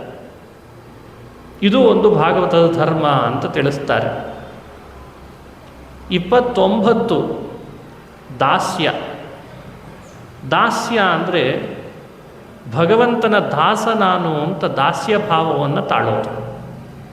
ಇನ್ಯಾರಿಗೂ ಅಲ್ಲ ನಾನು, ಅವನಿಗೇ ದಾಸ ನಾನು ಅಂತ. ಅವನು ಈಶ, ನಾನವನ ದಾಸ ಅನ್ನೋ ದಾಸ್ಯ ಭಾವ ಬರಬೇಕಂತೆ. ಇದು 29. 30ನೇದ್ದು ಆತ್ಮಸಮರ್ಪಣ. ಆತ್ಮಸಮರ್ಪಣ ಅಂತಂದರೆ ತನ್ನೊಳಗೆ ತನಗಾಗಿ ಅಂತೇನೆಲ್ಲ ಬಂದಿದೆ ಅದನ್ನೆಲ್ಲ ಭಗವಂತನಿಗೆ ಸಮರ್ಪಣೆ ಮಾಡೋದು. ಇದನ್ನು ಹಿರಿಯರು ಆತ್ಮಸಮರ್ಪಣ ಅನ್ನೋ ಭಾಗವತ ಧರ್ಮ ಅಂತ ವಿವರಣೆ ಮಾಡಿದ್ದಾರೆ. ಹೀಗೆ ಇಷ್ಟೋ ತನಕ ನಾವು ಕೇಳಿದ ಭಾಗವತ ಧರ್ಮಗಳು 30 ಒಟ್ಟು. ಈ 30ನ್ನು ಆಚರಣೆ ಮಾಡುವಂಥ ಪ್ರಯತ್ನ ನಮ್ಮಿಂದ ನಡೆಸಿದರೆ ದೇವರು ಬೇಗ ನಮ್ಮ ಬಗ್ಗೆ ಪ್ರೀತನಾಗಿ ನಮ್ಮನ್ನು ತನ್ನ ಬಳಿಗೆ ಕರೆದುಕೊಂಡು ಹೋಗ್ತಾನೆ ಅಂತ ವಿವರಣೆ ಮಾಡ್ತಾರೆ. ಆದರೆ ದುರ್ಬುದ್ಧಿಯಿಂದ ಇವನ್ನ ಮಾಡಬಾರ್ದು ಅಂತ ಹೇಳ್ತಾರೆ ಭಾಗವತದಲ್ಲಿ. ದುರ್ಬುದ್ಧಿಯಿಂದ ಮಾಡಬೇಡ, ನಿಷ್ಕಾಮನಾಗಿ ಮಾಡು, ಒಳ್ಳೆಯ ಭಾವದಿಂದ ಮಾಡು. ಪೂಜೆ ಮಾಡು, ಸೇವೆ ಮಾಡು, ದುರ್ಬುದ್ಧಿಯಿಂದ ಮಾಡಬೇಡ. ಅದಕ್ಕೆ ಒಂದು ಮಾತು ಬರ್ತದೆ ಭಾಗವತದಲ್ಲಿ, ನಭಜತಿ ಕುಮನೀಷಿಣಾಂ ಸಯುಜ್ಯಾಂ ಹರಿರಧನಾತ್ಮಜನಪ್ರಿಯೋ ರಸಜ್ಞಃ. ನಭಜತಿ ಕುಮನೀಷಿಣಾಂ ಸಯುಜ್ಯಾಂ. ಕೆಟ್ಟ ಬುದ್ಧಿಯಿಂದ ಯಾರು ಪೂಜೆಯನ್ನು ಮಾಡ್ತಾರೆ ದೇವರಿಗೆ, ಭಗವಂತ ಅದನ್ನು ಸ್ವೀಕರಿಸಲಿಕ್ಕೆ ಇಷ್ಟಪಡಲ್ಲ ಅಂತ ಹೇಳ್ತಾರೆ ಹಿರಿಯರು. ನಾವು ಕೆಟ್ಟ ಬುದ್ಧಿಯಿಂದ ಮಾಡಬಾರ್ದು. ದುರ್ಬುದ್ಧಿ ಬಿಟ್ಟು, ದುಷ್ಕಾಮನೆಗಳನ್ನು ಬಿಟ್ಟು ಭಗವಂತನನ್ನು ಪೂಜೆ ಮಾಡಲಿಕ್ಕೆ ಪ್ರಾರಂಭ ಮಾಡಬೇಕು. ಅದು ದೇವರಿಗೆ ಅತ್ಯಂತ ಪ್ರಿಯ ಅಂತ ಅನ್ನಿಸ್ತದೆ ಅಂತ ಹೇಳ್ತಾರೆ. ಹರಿರಧನಾತ್ಮ ಜನಪ್ರಿಯೋ ರಸಜ್ಞ ಅಂತ ಒಂದು ಮಾತು. ದೇವರು ಯಾರಿಗೆ ಪ್ರಿಯನಾಗ್ತಾನೆ? ಅಧನಾತ್ಮ ಜನ. ಅಧನಾತ್ಮ ಅಂದರೆ ಧನ ಅಂದರೆ ಸಂಪತ್ತು, ಆತ್ಮ ಅಂದರೆ ಮನಸ್ಸು. ಹಣ ಬೇಕು ಹಣ ಬೇಕು ಅಂತ ಮನಸ್ಸಿನೊಳಗೆ ಯಾವಾಗಲೂ ಭಾವ ಇಟ್ಟುಕೊಂಡು ಸಂಪತ್ತಿನ ಬಯಕೆಯಲ್ಲೇ ದೇವರನ್ನು ಪೂಜಿಸ್ತಾನೆ ಅಂತ ಹೊರಟ್ರೆ ಅದನ್ನು ದೇವರು ಒಲ್ಲ, ದೂರ ಸರಿಸಿಡ್ತಾನೆ. ಬೇಡಪ್ಪ ನನಗೆ ಇವನು ಪೂಜೆ ಅಂತಂತಾನಂತೆ ದೇವರು. ಅದೇ ಶ್ರುತಧನ ಕುಲ ಕರ್ಮಣ ಮದೈರ್ಯೇ ವಿದಧತಿ ಪಾಪಮಕಿಂಚನೇಶು ಸತ್ಸೋ. ನೋಡಿ, ದೇವರ ವ್ಯಕ್ತಿತ್ವ ಎಷ್ಟು ದೊಡ್ಡದು ಅಂತ ಗೊತ್ತಾಗ್ತದೆ. ಭಗವಂತ ಮನಸ್ಸಿನೊಳಗೆ ಬಹಳ ಕಾಮನೆಗಳನ್ನು ಇಟ್ಕೊಂಡು ಪೂಜೆ ಮಾಡ್ತಾರಲ್ಲ, ಆ ಮಾಡಿದ್ರಿಂದ ಒಂದು ಸ್ವಲ್ಪವೋ ಅಲ್ಪವೋ ಪುಣ್ಯ ಬಂದಿರ್ತದಂತೆ. ಇವನಿಗೇನನ್ನಿಸ್ತಿದೆ, ಭಾರೀ ನಾನು ಪೂಜೆ ಮಾಡಿದೆ ದೇವರಿಗೆ ಅಂತ, ಹಾಗಾಗಿ ನನಗೇ ಕೊಟ್ಬಿಡ್ತಾನೆ ಎಲ್ಲ ಪುಣ್ಯವನ್ನು ಅಂತ. ಭಗವಂತ ಅಲ್ಪ ಸ್ವಲ್ಪ ಪುಣ್ಯ ಬಂದದ್ದನ್ನು ಎಳೆದು ಇನ್ನೊಬ್ಬರಿಗೆ ಕೊಟ್ಬಿಡ್ತಾನಂತ. ಯಾಕೆ ಅಂದರೆ ಒಳಗಡೆಯಲ್ಲಿ ಭಾವಶುದ್ಧ ಇರಲಿಲ್ಲ. ಅದಕ್ಕೆ ಶ್ರುತಧನ ಕುಲ ಕರ್ಮಣ ಮದೈರ್ಯೇ ವಿದಧತಿ ಪಾಪಮಕಿಂಚನೇಶು ಸತ್ಸೋ. ದುರ್ಯೋಧನ ಎಷ್ಟು ಥರದಿಂದ ಕೃಷ್ಣನನ್ನು ಉಪಚರಿಸಿದ ಗೊತ್ತೇ? ಇಡೀ ಹಸ್ತಿನಾವತಿ ಸುತ್ತಮುತ್ತಲೂ ಕೃಷ್ಣ ಬರ್ತಾನೆ, ಕೃಷ್ಣನಿಗೊಂದು ಸತ್ಕಾರ ಸನ್ಮಾನ ಅಂತ ನೇಮಕ ಮಾಡಿದ್ದ, ಯೋಜನೆ ಮಾಡಿದ್ದ. ಅವನದೇ ಬ್ಯಾನರ್ಗಳನ್ನು ಹಾಕಿದ್ದ. ಕೃಷ್ಣ ಬಂದ, ಇನ್ನೇನು ಬಂದ, ನನ್ನ ಉಪಚಾರ ಸ್ವೀಕಾರ ಮಾಡ್ತಾನೆ ಅಂದ್ಕೊಂಡಿದ್ದಂತೆ. ಬಂದದ್ದು ನಿಜ ಆಯಿತು. ಆದರೆ ದುರ್ಯೋಧನನ ಮನೆ ಒಳಗೆ ಹೋಗಲಿಲ್ಲ ಅಷ್ಟೆ. ರಥ ನಿಲ್ಲಿಸಬೇಡ ಅಂತಂದ ಸೂತನಿಗೆ, ಸಾರಥಿಗೆ. ಎಲ್ಲಿ ಹೋಗ್ತದೆ ರಥ ಅಂತ ನೋಡಿದರೆ ವಿದುರನ ಮನೆಗೆ ಹೋಗಿಬಿಡ್ತಂತೆ. ಇದೆಂಥ ವಿಚಿತ್ರ! ದೊಡ್ಡ ಶ್ರೀಮಂತ, ಊರೆಲ್ಲ ಪ್ರಚಾರ ಕೊಟ್ಟಿದ್ದಾನೆ.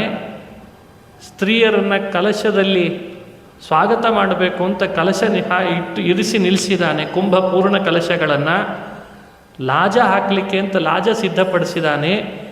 ಪನ್ನೀರ್ ಇಡಿಸಿದ್ದಾನೆ, ರತ್ನಗಂಬಳಿ ಹಾಸಿದ್ದಾನೆ, ಬಂಗಾರದ ಸಿಂಹಾಸನ ಇಟ್ಟಿದ್ದಾನೆ, ಮುತ್ತು ರತ್ನ ವಜ್ರ ವೈಡೂರ್ಯಗಳನ್ನು ವ್ಯವಸ್ಥೆ ಮಾಡಿದ್ದಾನೆ.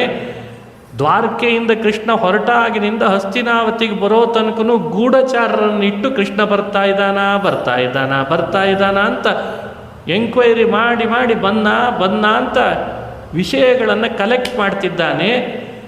ಬಂದ ಅನ್ನೋ ಅಷ್ಟರಲ್ಲಿ ನಭಜತಿ ಕುಮನೀಷಿಣಾಂ ಸಯುಜ್ಯ ಹರಿರಥನಾತ್ಮ ಜನಪ್ರಿಯೋ ರಸಜ್ಞಃ. ನೀನು ಪ್ರಚಾರ ಕೊಟ್ಟಿರ್ಬೋದು, ಹಸ್ತಿನಾವತಿಯ ರಾಜಕುಮಾರನಾಗಿರ್ಬೋದು, ಮುತ್ತು ರತ್ನ ವಜ್ರ ವೈಡೂರ್ಯಗಳನ್ನು ರಾಶಿ ಸುರಿದಿರ್ಬೋದು. ಈ ಎಲ್ಲ ಸುವಾಸಿನಿ ಸ್ತ್ರೀಯರ ಕೈಯಲ್ಲಿ ಬಂಗಾರದ ಕಲಶಗಳನ್ನು ಸ್ವಾಗತಕ್ಕೆ ಏರ್ಪಾಡು ಮಾಡಿರಬಹುದು. ನನಗೆ ಬೇಕಾಗಿರೋದು ಶ್ರುತಧನ ಕುಲ ಕರ್ಮಣ ಮದೈರ್ಯೇ. ನನಗಿದು ಬೇಡ, ನನಗೆ ಬೇಕಾಗಿರೋದು ಒಳಗಡೆಯಲ್ಲಿ ಭಕ್ತಿ ಬೇಕು ಅಂತಾನೆ ಭಗವಂತ. ಶ್ರದ್ಧೆ ಬೇಕು, ಭಾಗವತದ ಧರ್ಮ ಬೇಕು, ಕಾಪಟ್ಯ ಬಿಡಬೇಕು, ಫಲದ ಆಸೆ ಬಿಟ್ಟಿರಬೇಕು, ನನಗಾಗಿ ಅಂತ ಬದುಕನ್ನು ಮೀಸಲಿಡಬೇಕು. ಅಧರ್ಮ ನಡೀತಿದ್ರೆ ಅದನ್ನು ತಪ್ಪು ಅಂತ ಎದೆಗಾರಿಕೆಯಿಂದ ಪ್ರತಿಭಟಿಸೋರು ಬೇಕು. ಅನ್ಯಾಯ ನಡೆದರೆ ಇದು ಅನ್ಯಾಯ ಅಂತ ಎದೆ ತಟ್ಟಿ ಹೇಳೋರು ಬೇಕು. ಇದೆಲ್ಲ ಗುಣಗಳಿದ್ದದ್ದು ದಾಸಿ ಪುತ್ರನಾದರೂ ವಿದುರನಲ್ಲಿ, ಗಾಂಧಾರಿ ಪುತ್ರನಾದರೂ ದುರ್ಯೋಧನಲ್ಲಿ ಇರಲಿಲ್ಲ. ಅದಕ್ಕೆ ಕೃಷ್ಣ ಅಲ್ಲಿಗೆ ಹೋಗಲಿಲ್ಲ ಅಂತ ಹೇಳ್ತಾರೆ ಹಿರಿಯರು.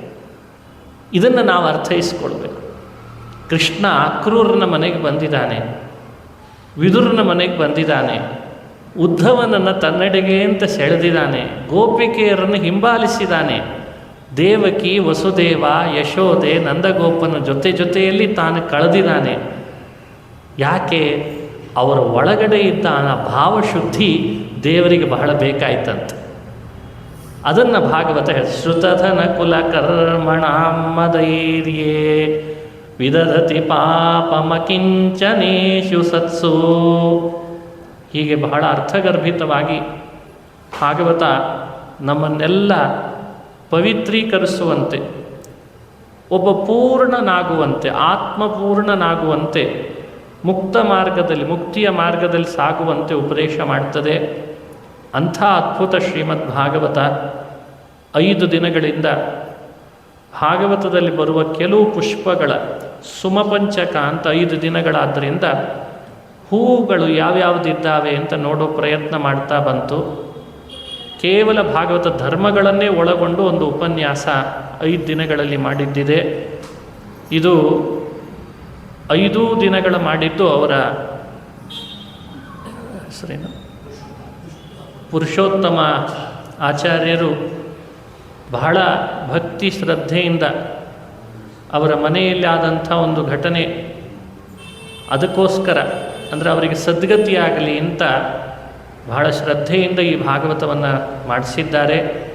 ಅವರಿಗೆ ಸದ್ಗತಿ ಭಾಗವತ ಪ್ರತಿಪಾದ್ಯನಾದ ಶ್ರೀಕೃಷ್ಣ ಕೊಡಲಿ ಅಂತ ಪ್ರಾರ್ಥನೆ ಮಾಡ್ತಾ, ಈ 5 ದಿನಗಳಲ್ಲಿ ನಡೆದ ಭಾಗವತದ ಶ್ರವಣಕ್ಕಾಗಿ ಆಫ್ಲೈನ್ ಹಾಗೂ ಆನ್ಲೈನ್ ಮೂಲಕವಾಗಿ ತಾವೆಲ್ಲರೂ ಕೂಡ ಭಾಗವಹಿಸಿದರೆ ತಮಗೂ ನನಗೂ ಭಗವಂತ ಅನುಗ್ರಹಿಸಲಿ ಅಂತ ದೇವರಲ್ಲಿ ಪ್ರಾರ್ಥಿಸಿ, ಮಾಡಲ್ ಹೌಸ್ ರಾಯರ ಮಠದ ಎಲ್ಲ ಗುರುರಾಜ ಅಸೋಸಿಯೇಷನ್ನಿನ ಸದಸ್ಯರಿಗೆ ಭಗವಂತ ಗುರು ಸಾರ್ವಭೌಮರು ಅನುಗ್ರಹಿಸಲಿ ಅಂತ ಅವರಲ್ಲಿಯೂ ಧನ್ಯವಾದಗಳನ್ನು ಸಲ್ಲಿಸಿ ಈ ಭಾಗವತದ ಜ್ಞಾನ ಯಜ್ಞವನ್ನು ಮುಕ್ತಾಯ ಮಾಡಬೇಕು.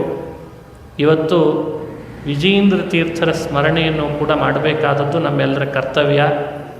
ಹಾಗಾಗಿ ವಿಜಯೇಂದ್ರ ತೀರ್ಥರನ್ನು ವಿಶೇಷವಾಗಿ ಸ್ಮರಿಸೋಣ. ಅವರು ನಮ್ಮೆಲ್ಲರಿಗೂ ಅಭಯವನ್ನು ನೀಡಬೇಕು, ಸ್ಫೂರ್ತಿದಾಯಕರಾಗಿದ್ದಾರೆ. ಆ ಕಾಲದಲ್ಲಿ ವಿಜಯೇಂದ್ರ ತೀರ್ಥರು ಸಾಕಷ್ಟು ಎದುರಾಳಿಗಳನ್ನು ಎದುರಿಸಿದರು. ಬಹಳ ಎದುರಾಳಿಗಳನ್ನು ಎದುರಿಸಿದ್ದಾರೆ. ಅದು ಮತ ವಿರೋಧ, ಪಂಥ ವಿರೋಧ, ವಾದಿಗಳ ವಿರೋಧ, ಮಾಟಮಂತ್ರಗಳಿಂದ ಅವರಿಗಾದ ಕಿರುಕುಳ ಎಲ್ಲ ಅನುಭವಿಸಿದ್ದಾರೆ. ಅನುಭವಿಸಿದ್ದು ಒಂದಲ್ಲದೆ ಎದುರಿಸಿ ಸಶಕ್ತರಾಗಿ ಸಮಾಜದಲ್ಲಿ ಇದೇ ನಿಜವಾದ ಸಿದ್ಧಾಂತ, ಇದೇ ನಿಜವಾದ ದೇವರಲ್ಲಿ ಮಾಡಬೇಕಾದ ಭಕ್ತಿ, ಇದು ನಮ್ಮ ಗುರುಗಳ ಶಕ್ತಿ ಅಂತ ಜಗತ್ತಿಗೆ ಸಾರಿದ ಮಹಾನುಭಾವರು ಅಂದರೆ ಅದು ವಿಜಯೇಂದ್ರ ತೀರ್ಥ ಶ್ರೀಪಾದಗಳು. ಹಾಗಾಗಿ ಕಾಲ ಕಾಲಕ್ಕೆ ವಿಜಯೇಂದ್ರ ತೀರ್ಥರ ಚರಿತ್ರೆ, ಅವರ ನಡೆ ನುಡಿಗಳು ನಮಗೆ ಸ್ಫೂರ್ತಿದಾಯಕವೇ ಆಗಿದೆ. ನೋಡುವ ಒಂದು ದೃಷ್ಟಿ ನಾವು ಬೆಳೆಸ್ಕೊಳ್ಬೇಕು. ನಮಗೆ ಈ ಒಂದೊಂದು ಅವರ ಕಥೆಗಳ ಅಂಶ, 64 ಕಲೆಗಳಲ್ಲಿ ನಿಪುಣರಾದ ವಿಜಯೇಂದ್ರ ತೀರ್ಥರು ಒಂದೊಂದರಲ್ಲಿಯೂ ತಮ್ಮ ಮಹಿಮಾತಿಶಯವನ್ನು ತೋರಿಸಿದರು. ಯಾಕೆ ಅಂದರೆ ಮುಂದಿನ ಸಜ್ಜನರು ಹೀಗೆ ತಮ್ಮ ಬದುಕಿನಲ್ಲಿ ತಮಗೆ ಅಂತ ಏನು ದೇವರು ಕೊಟ್ಟಿರ್ತಾನೆ ಶಕ್ತಿ, ಅದನ್ನು ಬಳಸಿ ತಾವೂ ಸಾಧನೆ ಮಾಡಿ ಸಜ್ಜನರಿಗೆ ಸಾಧನೆ ಮಾಡುವ ಅನುಕೂಲ ಮಾಡಲಿ ಅನ್ನೋದಕ್ಕೆ ವಿಜಯೇಂದ್ರ ತೀರ್ಥರು ಇವತ್ತು ನಮಗೆ ಸ್ಫೂರ್ತಿಯಾಗಿದ್ದಾರೆ ಅಂತ ಭಾವಿಸಬೇಕು. ಅದಕ್ಕೆ ಕೆಲವು ಯತಿಗಳು, ಪರಂಪರೆಯಲ್ಲಿ ಬಂದ ಮಹಾನುಭಾವರು ನಮಗೆ ಒಂದು ಲೀಡರ್ಶಿಪ್ ಕ್ವಾಲಿಟಿಯನ್ನು ಜಗತ್ತಿಗೆ ತೋರಿಸಿದ್ದಾರೆ. ಇವತ್ತೆಲ್ಲ ಸೆಕ್ಟರ್ಗಳಲ್ಲಿ, ಲೌಕಿಕ ಸೆಕ್ಟರ್ನಲ್ಲಿ ನೋಡ್ತೇವೆ ಒಂದು ಲೀಡರ್ಶಿಪ್ ಎಲ್ಲರನ್ನ ಲೀಡರ್ ಮಾಡಲ್ಲ, ಕೆಲವರು ಬರೀ ಎಂಪ್ಲಾಯ್ ಕ್ವಾಲಿಟಿ ಇರ್ತದಷ್ಟೇ, ಹೇಳಿದ್ದನ್ನು ಮಾಡೋದು. ವಿಜಯೇಂದ್ರ ತೀರ್ಥರ ಹಾಗಲ್ಲ. ವ್ಯಾಸರಾಜರ ಗರಡಿಯಲ್ಲಿ ತಾವು ತಯಾರಾಗಿ ಒಂದು ಲೀಡರ್ಶಿಪ್ ಕ್ವಾಲಿಟಿ, ಎಲ್ಲ ಸಮಾಜದ ಎಲ್ಲ ಸ್ತರದವರನ್ನು, ಶ್ರೀ ಸಾಮಾನ್ಯರನ್ನು ಏಕಮುಖಗೊಳಿಸಿ ಹೀಗಿದ್ರೇ ಸರಿಯಾದ ದಾರಿ ಅಂತ ಜಗತ್ತಿಗೆ ಬೋಧಿಸಿ ತಾವೂ ಇದ್ದು ಸಮಾಜವನ್ನು ಆ ನಿಟ್ಟಿನಲ್ಲಿ ಕರೆದುಕೊಂಡು ಹೋಗುವ ಒಂದು ಅದ್ಭುತ ವ್ಯಕ್ತಿ ಅಂದರೆ ಅದು ವಿಜಯೇಂದ್ರ ತೀರ್ಥ ಶ್ರೀಪಾದಗಳು. ಅವರನ್ನು ನಾವು ಶ್ರದ್ಧೆಯಿಂದ ಸೇವಿಸಬೇಕೆ ಹೊರತು ಮೌಢ್ಯದಿಂದ ಅಲ್ಲ, ಭಕ್ತಿಯಿಂದ ಸ್ಮರಣೆ ಮಾಡಬೇಕೆ ಹೊರತು ಅಜ್ಞಾನದಿಂದ ಅಲ್ಲ. ಅವರ ಕಥೆಗಳನ್ನು ನಾವು ನಮಗೇನೋ ಒಂದು ತಿಳಿಸ್ಲಿಕ್ಕೆ ಹೊರಟಿದೆ ಅಂತ ಸ್ಫೂರ್ತಿದಾಯಕವಾಗಿ ನೋಡಬೇಕೆ ಹೊರತು ಹಿಂದೆವತ್ತೋ ಆದ ಹೋದ ಕತೆ ನಮಗೇನಂತೆ ಅಂತ ಅಸಡ್ಡೆಯಿಂದ ಅಲ್ಲ. ಆಗ ವಿಜಯೇಂದ್ರ ತೀರ್ಥರು ನಮಗೆ ಎಂಥ ಅದ್ಭುತ ಅನ್ನೋದು ಅನುಸಂಧಾನಕ್ಕೆ ಬರ್ತದೆ. ಭಕ್ತಾನಾಂ ಮಾನಸಾಂಭೋಜ ಭಾನವೇ ಕಾಮಧೇನವೇ ನಮತಾಂ ಕಲ್ಪತರವೇ ಜಯೀಂದ್ರ ಗುರವೇ ನಮಃ ಅಂತ ಹೇಳ್ತಾ ಇವತ್ತಿನ ಉಪನ್ಯಾಸವನ್ನು ಮುಕ್ತಾಯ ಮಾಡ್ತೇನೆ. ಶ್ರೀಕೃಷ್ಣ ಅರ್ಪಣಮಸ್ತು. ಹರಯೇ ನಮಃ.